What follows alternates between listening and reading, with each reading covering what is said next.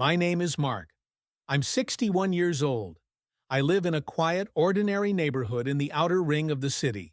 One of those places where time moves a little slower, where folks wave from porches without needing a reason, and where the sound of lawn sprinklers is louder than traffic. I came here 15 years ago, after I retired for good. Some of the folks here think I'm just another old-timer with a military pension and too much time on his hands, and that suits me fine. There's a certain peace in being underestimated. I wasn't always like this. Quiet, deliberate, fond of routines and silence.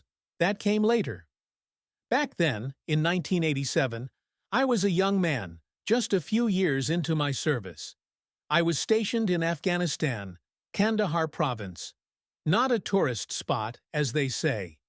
Dust in your teeth, heat behind your eyes, and the constant hum of tension, like something pressing just behind your ribs and never letting go. I wasn't in a regular unit. I was part of an intelligence group. Surveillance, recon, infiltration. We didn't do parades, no press, no glory. Just careful work, dangerous work, sometimes dirty work. We weren't the loudest guys, but we were the ones who stayed alive. I came back from there with a few medals. They're in a box somewhere in the attic. Not on the wall, never were. My wife used to ask me why I never put them up. I told her the same thing every time. I didn't do those things so people would clap. I did them because someone had to. She would nod and let it go. She understood. We were married for 24 years before the cancer took her. It was fast. One of those things where you get the call, and within 6 months you're standing in a suit you haven't worn in years, looking down at polished wood and fresh flowers. After that, I moved here. The house is modest, a one-story with a creaking back gate and an honest garden. There's an old oak tree out front that the kids used to climb before they all grew up and moved to other states. I planted it the second year after we moved in. It's older than some of the new families around here. The neighborhood, at least until recently, was the kind of place where nothing much happened. People cut their lawns on Saturdays. Someone's dog barked too loud now and then. Once in a while, a kid would sell lemonade at the corner and earn $5 from retirees who didn't even want a drink, but just liked the idea of supporting something good. Every morning I follow the same routine. I get up at 6:30. My joints wake up slower than I do now, but I stretch them out with an old habit. 20 push-ups, slow and steady. I make a cup of black coffee, 1 sugar, no cream, toast with peanut butter. I sit on the back step and listen. Not to music, not to a podcast, just to the world. Birds, the distant hum of early cars. A squirrel that's been trying to dig under the garden bed for the past month. I like the quiet. I earned it. Sometimes people from the neighborhood wave when they see me watering the front bushes. Mrs. Keller, from 2 houses down, brings me zucchini bread when her daughter visits. Mr. Alonzo, who walks with a cane and used to be a mechanic, tells me the same 3 stories about the transmission of a '68 Mustang. I let him. He needs to talk. I know that look. Life here is stitched together with small kindnesses. That's what made the change so hard to ignore. You see, when you've lived with your nerves wired tight for too long, you don't ever fully relax. Even in peace, your mind scans the edges. Patterns, movement, sound. So when things began to feel off, I noticed. Not because I was looking for it, but because I couldn't not notice. The world around me was shifting. Slowly, like pressure building before a storm. Not loud enough to panic anyone. Just enough to put the birds on edge. Enough to make you pause with the watering can in your hand and ask yourself, was that shouting? But I'm getting ahead of myself. All you really need to know, for now, is that I'm not a violent man. Not anymore. And I'm not a hero. The world's full of medals handed to men who were just trying to survive the day. I'm just a man who's seen what happens when fear takes root in silence, And I've learned one thing. If you let it grow, it spreads. It doesn't ask permission. It doesn't care about fences or flowers or front porches. But sometimes, fear knocks on the wrong door. And when that happens, a man like me has no choice but to answer. It started small. It always does. One Saturday afternoon, I was trimming the hedges out front. The sun was out, mild breeze, just one of those days where you feel like the world is still mostly intact. I heard the music first. Low bass, heavy, repetitive. Not the kind of music that drifts, the kind that insists, demands attention. At first, I figured it was just a passing car with the windows down, like the kind teenagers used to drive around here before gas got expensive, and everyone moved their lives online. But it didn't pass. It stayed. I stepped out a little farther, looked down the street. They were gathered at the end of the cul-de-sac. 3 boys, maybe 16 or 17, old enough to shave, young enough to still be stupid about it. Hoodies, even though it was warm. One of them had a bat resting against his shoulder, real casual, like it was a fashion accessory. Another was leaning on a bicycle that wasn't his. I knew that because it had belonged to Mrs. Renshaw's grandson, and I remembered seeing him cry when it went missing last week. They weren't talking, just standing around, music blaring from a small black speaker. They looked around like they were in charge of something, like they owned the street now. I didn't say anything, just went back to trimming the hedges. But I didn't hum to myself like I usually do. And I didn't stop thinking about them when I finished. That night, I lay in bed longer than usual, eyes open, listening. By the end of the week, they were back again. Then again. They brought more with them. Sometimes just one new face. Sometimes 2 or 3. It was like a tide coming in. Not all at once, but steady. You could see the change if you were paying attention. And I was. The noise became routine. Not just music now. Shouting. Laughter that didn't sound friendly. One night, someone sprayed paint across the stop sign at the corner. 2 days later, old Mr. Green found his garbage can kicked over and his mailbox bent backward. He's 78, served in Vietnam, still limps.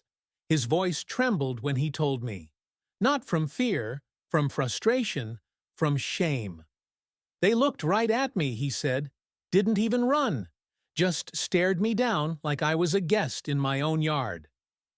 At first, people chalked it up to boredom. Teenagers will be teenagers, someone said at the community meeting.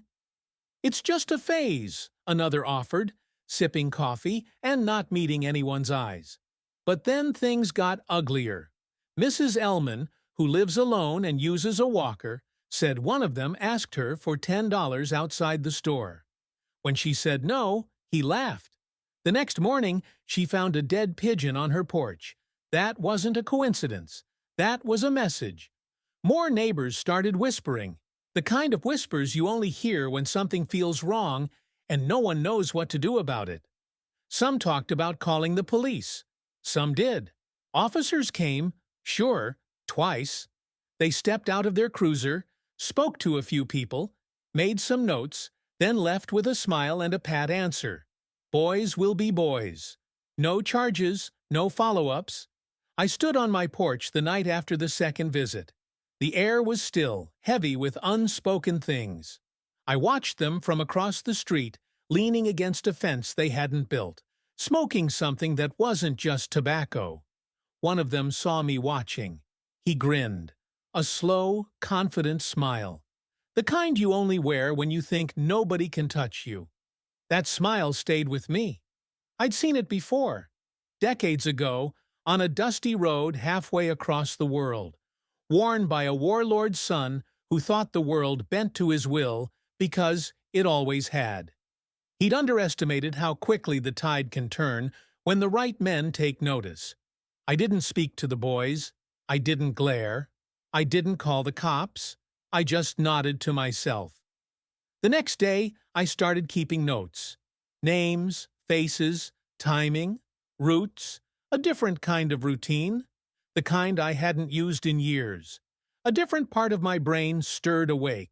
Quiet, methodical, patient. I wasn't looking for a fight. I wasn't angry, but I had the distinct, unshakable sense that these boys had made a mistake. They thought this was a street like any other. They thought the people here would cower and fold like the world had taught them to expect. What they didn't know, and what I hadn't remembered until that moment, was that I hadn't just survived a war, I'd studied it. I understood fear. I knew how it spread. I knew how to control it. And more importantly, I knew how to make it vanish without a trace. But not yet. No, not yet. First, I needed to watch a little more. Just enough to be sure. There's a moment when mischief turns to menace. It's hard to pin down, but when it happens, you feel it in your bones. It was late April when the line was crossed. Mrs. Bell lives 4 houses down. Widow, 82, keeps her curtains tied in little bows, bakes oatmeal cookies, and leaves them in a tin at the library on Thursdays. Everyone in the neighborhood knows her. Some of us even remember when her husband used to walk her to the mailbox every morning, even after the cancer took his voice. One afternoon, her front window shattered. No robbery, no break-in, just a rock through glass, thrown hard and fast from the shadows. Left a jagged hole above the couch where she does her crosswords. She was in the kitchen when it happened, thank God. But the noise, glass exploding, air rushing in, left her shaken. The police came, took photos, asked if she had any enemies. Enemies! It was a cruel word to use on a woman who once crocheted mittens for the mailman's twins. The officers left in under 20 minutes, no arrests, no follow-up, just another report in another folder. That same night, someone set 2 trash cans on fire near the alley. One belonged to the Chen family, first-generation immigrants, quiet people who keep to themselves. Their youngest daughter sobbed on the porch while her father stomped out the flames with a shovel. The smoke rose in twisting black fingers, thick with melted plastic and rot. I watched from my upstairs window, light off, curtains slightly drawn. The next morning, I found an egg splattered on my mailbox. Just one, left to drip and crust in the sun. Not random, deliberate. I didn't clean it right away. Let it sit there a while. Later that day, I took a walk. I don't walk for exercise, I walk for observation. Learned that trick a long time ago in places where eye contact meant something different. People see a man with a limp and a slow gait and assume he's harmless. And sometimes that's the right assumption. Sometimes it's not. 3 of them were near the corner store, 2 leaning against the brick wall, 1 sitting on the curb, slapping a stick against his shoe. One of them, the tallest, had a bandana tied around his wrist. That's how I marked him. Bandana boy. He had restless eyes and moved like someone who hadn't learned consequences yet. They watched me pass. One whispered something, laughed.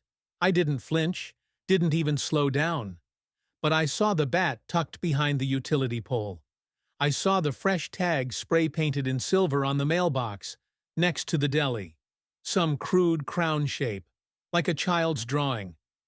I noted the phone Bandana Boy carried, screen cracked across the top. I noted the pack of cigarettes bulging out of the left hoodie pocket. Menthols. Always menthols. These boys weren't just bored. They were testing, poking, prodding, escalating, looking for weakness like wolves sniffing at the fence line. That evening something shifted in me. I didn't feel angry or scared, not even disappointed. I felt alert, engaged. There's a strange clarity that comes when a part of yourself you'd put to sleep wakes back up. It's not about vengeance. It's not even about justice. It's about balance. I made tea, sat at the old desk in the corner of the living room, pulled out my old ThinkPad, booted it up. It wheezed a little, fan groaning like a tired man standing from a long nap. but it still worked. Still had the encrypted folder tucked deep behind layers of dummy files. Inside were names, numbers, lines I hadn't touched in over a decade. I didn't need most of them, just 3. I stared at those names for a long while before typing the first message. Still upright. Got a street going sideways. Time to talk. I hit send.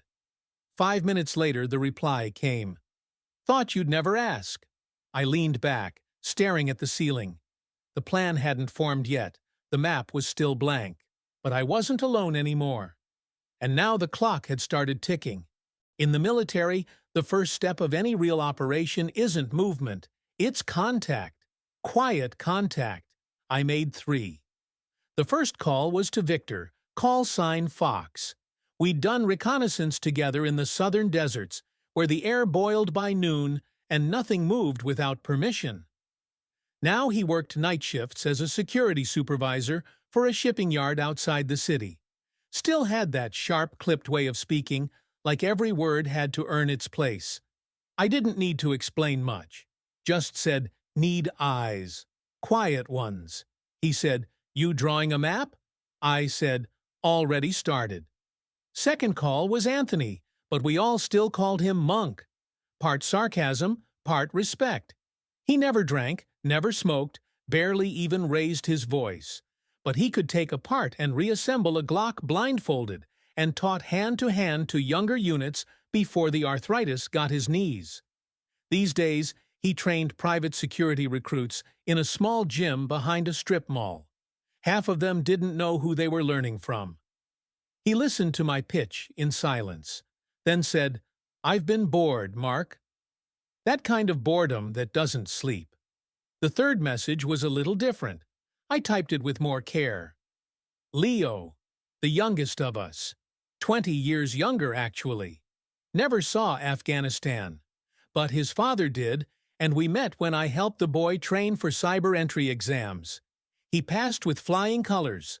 Last I heard, he was working IT infrastructure for a mid-tier firm downtown. But Leo liked side projects. Quiet ones, dangerous ones. I sent him a sentence and an address. No request, just a breadcrumb. He showed up 2 days later. No questions. We met in the basement of my house. Not because it was some dramatic lair, but because it was quiet, dry, and had 2 exits. One through the stairs, one through the hatch that led to the backyard. Victor brought a thermos of strong coffee. Monk carried a folder and a thick black marker. Leo came with a sleek backpack that probably cost more than my truck. We didn't talk about the old days. There was no time for nostalgia.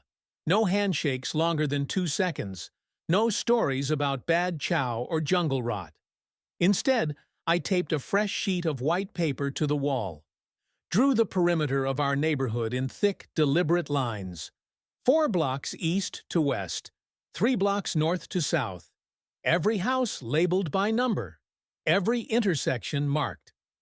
Leo sat down and opened his laptop, pulled up satellite overlays, zoomed into backyards and corners, cross-referenced with traffic data and streetlight positions. Victor placed a red dot on the intersection where the trash cans had been set alight.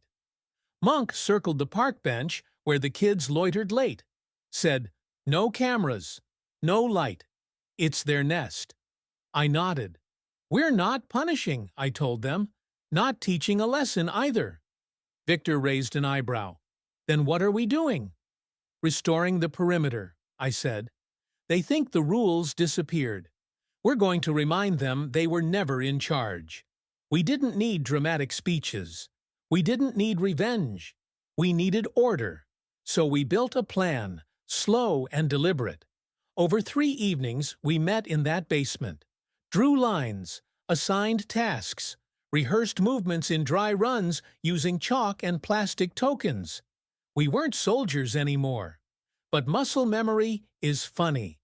It remembers how to coordinate. It remembers patience. No guns. That was a rule I made clear. This wasn't a war zone. This was a neighborhood with flower beds and backyard swings. with porches that still had wind chimes and hummingbird feeders. But it was ours, and we were going to take it back.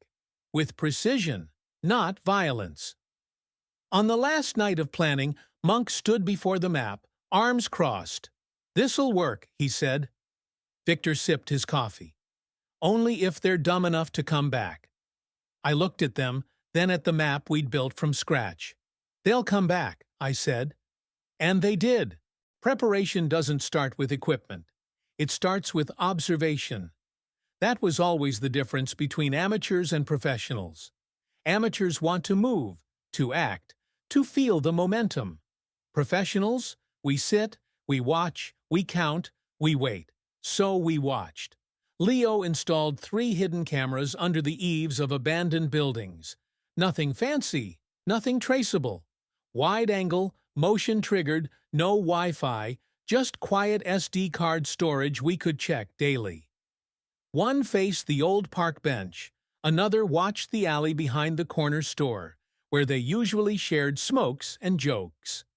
The third was tucked into the frame of a broken street lamp across from a boarded-up duplex, catching the whole intersection in profile.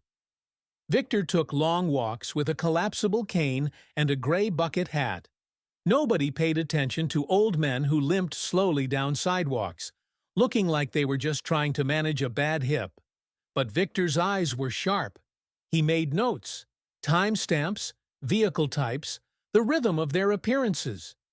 "They come in rotations," he told us one night in the basement. 3 main ones: the talker, the thrower, and the big one. The big one pushes, but doesn't think. The talker leads. The thrower enjoys it too much. We started calling them that. Not names, never names. Names made them people. We weren't at that stage yet. Monk began running drills behind my house. Simple things. How long it took to circle the block. How many steps from my porch to the alley. How to time movements with streetlight cycles. He even calculated the blackout window when the old transformer blinked during a power surge. 38 to 42 seconds of full darkness if you knew when to nudge it. Meanwhile, I visited houses. I didn't warn anyone. That would only spread anxiety. But I checked in. Small talk. Faces. I spoke to Mrs. Lang across the street, who now kept her blinds drawn all day. I asked if she still needed help with groceries. I offered to carry mulch bags for the Morales couple 2 doors down. They didn't know I was gathering intel. I was learning who felt unsafe. Because safety isn't about fences or cameras, it's about who can walk to their mailbox without glancing over their shoulder. One Sunday evening, Leo pulled into the cul-de-sac in a white delivery van with a faded sticker that said Blue Ridge Spring Water. He'd bought it from a defunct company online for next to nothing. Gutted the back, installed equipment that ran quiet, drew low power, and logged everything. Motion sensors, audio receivers, passive IR heat mapping. We parked the van at the intersection where the boys usually entered the neighborhood. Left it there 2 nights in a row. Nobody questioned it. It blended in. That's what camouflage is. Just another part of the scenery. By week's end, we had patterns, entry points, exit times, noise windows, loiter durations. They didn't know it, but the kids were now moving inside our grid. One night around 11:42 p.m., the audio caught one of them, probably the thrower, say, "This place is soft, man. Nobody even looks at us." He was right, from his angle. But we weren't looking at them. We were looking through them. And the difference would matter soon.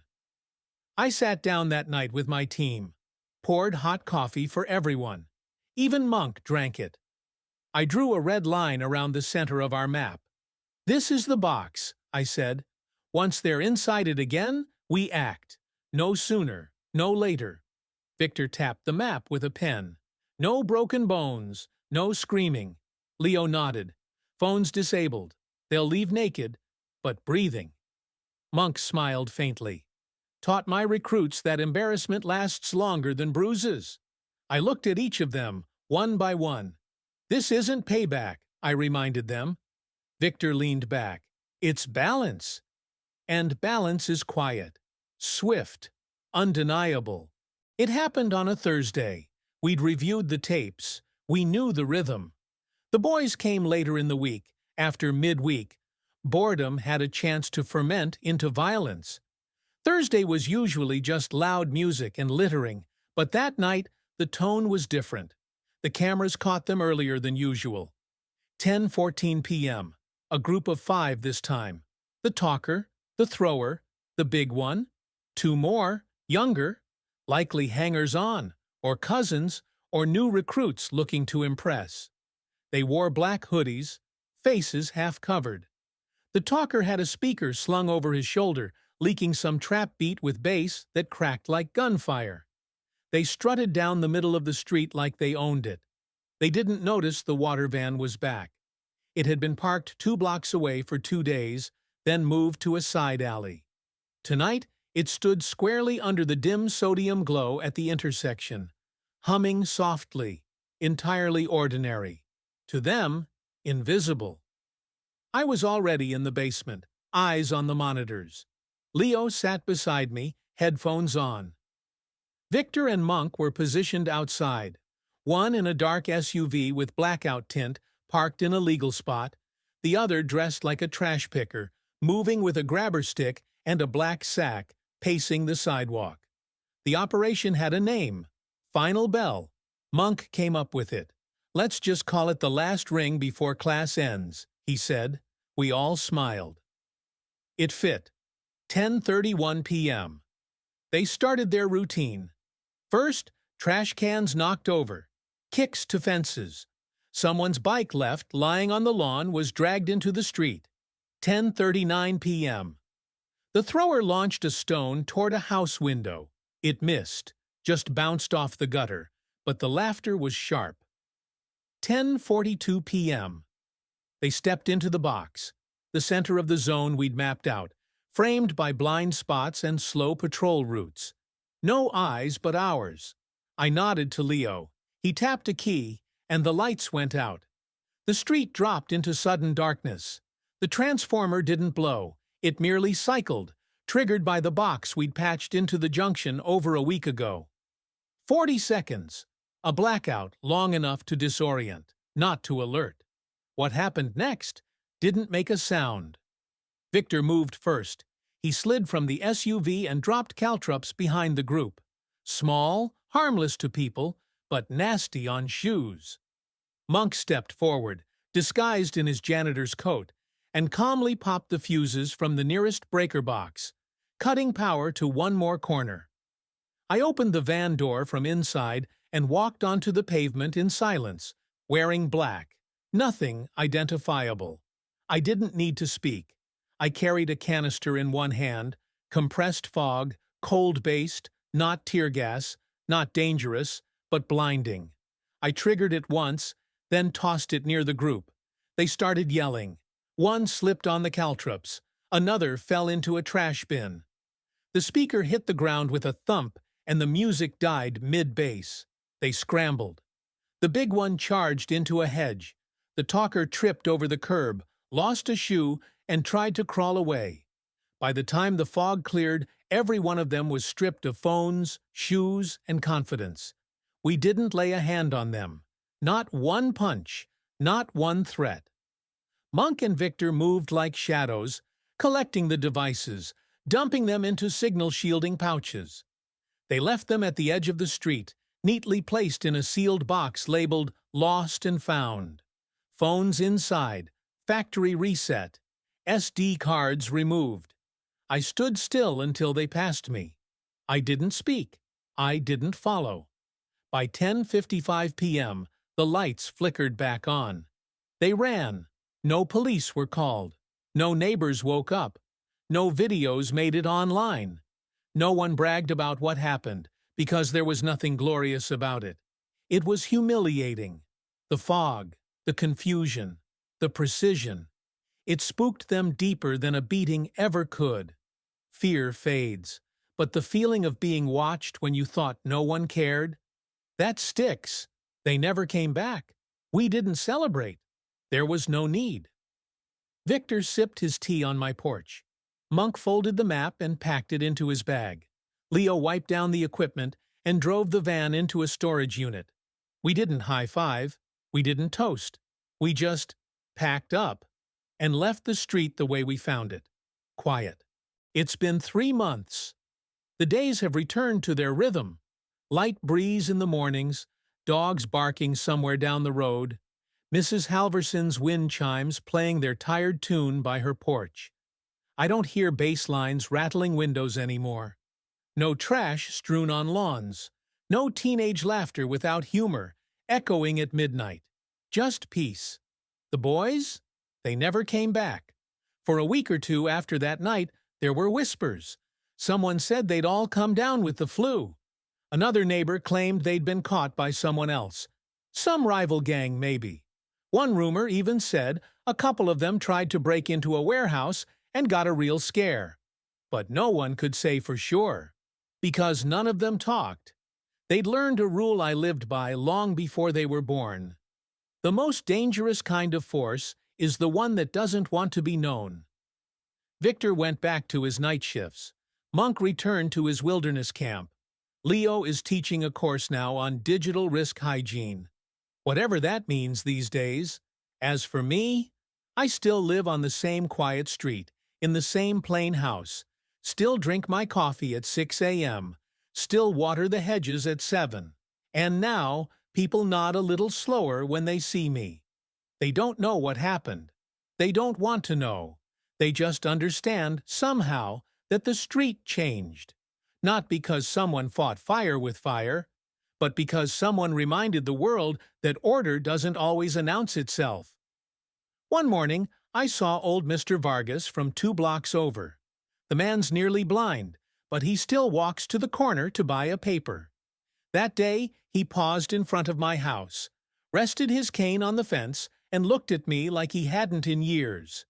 "You know," he said, voice low, "when you're here, I sleep well." I didn't smile, just gave him a slow nod. "Morning," I said. Then I turned back to my garden. There are no medals on my walls, no war stories in frames, but the discipline, the silence, the precision, those things never left. Sometimes the best fight is the one no one hears, and the strongest kind of man is the one who keeps watch, even when no one's watching him.